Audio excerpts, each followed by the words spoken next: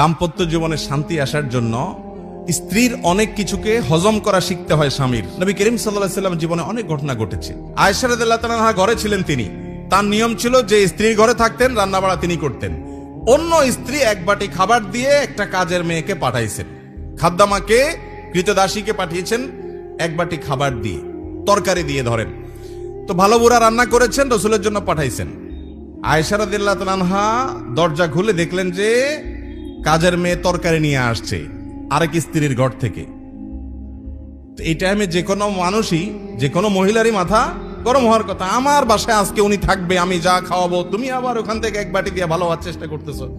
উনি বাটিটা ধরে ছুঁড়ে ফেলে দিলেন।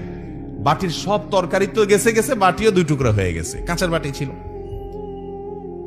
এই দৃশ্য নবী করিম সাল্লাল্লাহু আলাইহি ওয়াসাল্লাম দেখার পর উনি বাইরে হয়ে আসলেন, যা উঠান থেকে নিজের হাতে সে ভাঙা বাটিটা নিয়ে আসলেন।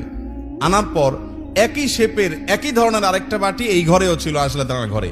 ওই খালি বাটিটা নিয়ে কাজের মেয়ের হাতে দিয়ে বললেন, এটা